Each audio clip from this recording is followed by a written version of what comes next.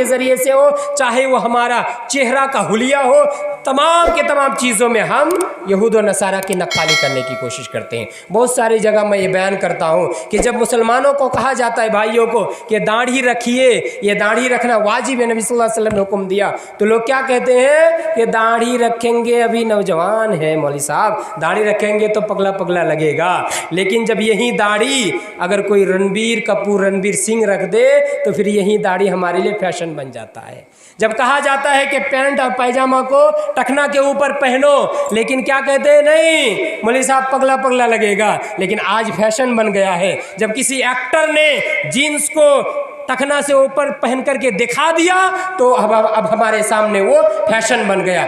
अब हमें पगला नहीं लग रहा है, अब हमें ख़राब नहीं लग रहा है। असल में ये सब परेशानी है हमारे इस दिमाग की कि हम जब शरीयत की बात की जाती है तो हमें अच्छा नहीं लगता है, लेकिन वही काम अगर कोई हीरो कर दे तो फिर वो अच्छा हो जाता है। हीरो अगर दाढ़ी रख दे तो वो फैशन बन जाता है, लेकिन शरीयत अगर आपको कहे तो हम दाढ़ी नहीं रखेंगे। अगर डॉक्टर आपको कह दे कि आपको मॉर्निंग वॉक करने की ज़रूरत है तो हम 4-5 अलार्म लगा देंगे, मोबाइल रख देंगे, लेकिन हम उठेंगे ज़रूर, फजर में नमाज ज़रूर पढ़ेंगे। लेकिन अगर अल्लाह के नबी कहे कि सुबह सुबह उठो और नमाज पढ़ो, इससे क्या होता है, अल्लाह का भी काम होता है और सेहत भी अच्छी रहती है, तो वो हमें अच्छा नहीं लगता है। लेकिन कोई अगर अंग्रेज़ कह दे early to rise early to bed makes a man healthy wealthy and wise, क्या होता है, जल्दी सो जाना और जल्दी उठ जाना, ये क्या होता है, सेहत के लिए अच्छा होता है।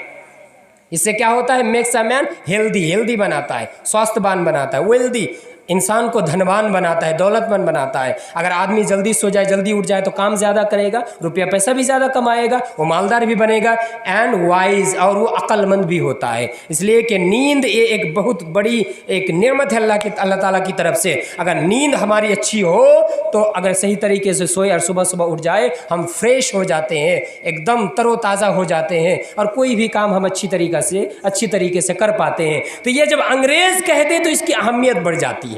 बेंजामिन फ्रैंकलिन ने जब कह दिया कि early to bed early to rise makes a man healthy wealthy and wise, तब उसकी अहमियत बढ़ जाती है। डॉक्टर अगर कह दे कि ये मॉर्निंग वॉक करने की ज़रूरत है, तब हम उठ जाएंगे। लेकिन मॉर्निंग वॉक करने के लिए हम 4 बजे उठेंगे और 5 बजे नमाज शुरू होगी, फिर भी हम नमाज नहीं पढ़ेंगे।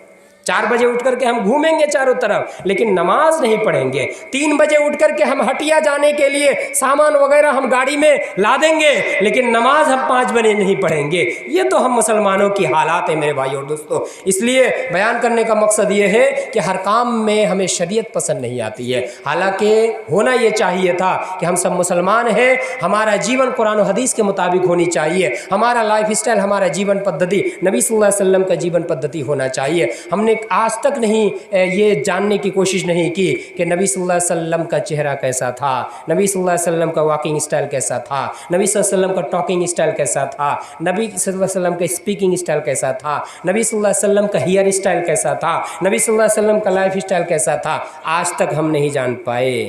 लेकिन तमाम एक्टरों के बारे में आज हमें पता है। अगर किसी से पूछा जाए कि नबी की अम्मी का नाम क्या है, बहुत सारे लोग नहीं बता पाएंगे। नबी के अब्बू का नाम क्या है, नहीं बता पाएंगे।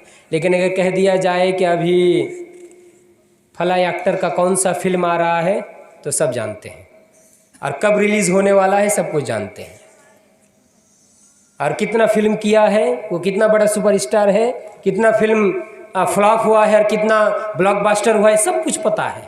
आप कहेंगे कि मौलवी साहब आप इतना सब कैसे कह पा रहे हैं? हाँ, आजकल तो मीडिया का ज़माना है ना, आजकल न्यूज़ के अंदर सब कुछ मिल जाती है। न्यूज़ को अगर आप सामने रखें तो हर कुछ सब कुछ मिल जाता है। तो ये हमें सब कुछ पता है एक्टरों के बारे में, एक्ट्रेस के बारे में, उसका बाप का नाम क्या है, बेटा का नाम क्या है, उसने कितना फिल्म किया है। लेकिन नबी के बारे में पूछा जाए मुसलमानों से, नबी का नाम क्या है, कम से कम कोई बता पाएंगे मोहम्मद है। एक और नाम क्या है, बहुत सारे लोग नहीं बता पाएंगे। एक और नाम क्या है बताइए तो आप लोग? अहमद। इस नाम में भी बहुत सारे लोग गड़बड़ करते हैं, अहमद नहीं अहमद, असल उच्चारण क्या है, अहमद। और बहुत सारे लोग नाम रखते हैं उसमें गड़बड़ करते हैं, अहमेद, अहमेद कर देते हैं। हमारे वहाँ एक डॉक्टर हैं, डॉक्टर अहमेद, हाँ लिखा हुआ है, तो ये गड़बड़ कर दे। असल उच्चारण क्या है, अहमद। ये क्यों है? इसलिए कि हम अरबी से वाकिफ नहीं है, अरबी ज़ुबान हम नहीं पढ़ना चाहते हैं, और अरबी ज़ुबान जब नहीं पढ़ेंगे कुरान और हदीस को सही तरीके से नहीं समझ पाएंगे। और कुरान और हदीस को जब सही तरीके से नहीं समझ पाएंगे तब हमारा अखलाक भी सही नहीं होगा, हमारा आमाल भी सही तरीके से हम अमल नहीं कर पाएंगे, इबादत हम सही तरीके से नहीं कर पाएंगे।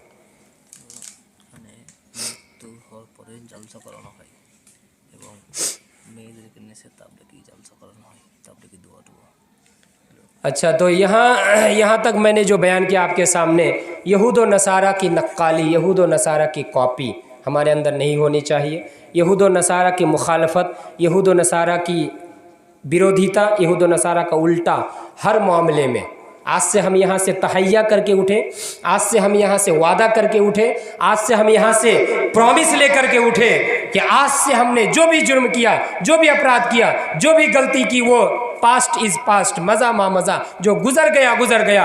आज से हम ये तहैया करके उठे, जो लोग भी अपने बेटे और बेटियों का हैप्पी बर्थडे का एहतमाम करते हैं, पालन करते हैं, आज से बद्दुआ, आज से ये वादा कीजिए, आज से ये प्रॉमिस कीजिए, आज से ये तहैया कीजिए कि आज से हम ये तहैया करते हैं कि अपने बेटे का बर्थडे का पालन हम नहीं करेंगे, अपनी बेटी का बर्थडे का पालन नहीं करेंगे, अपनी बीवी के लिए, बीवी को खुश करने के लिए हैप्पी एनिवर्सरी का पालन नहीं करेंगे।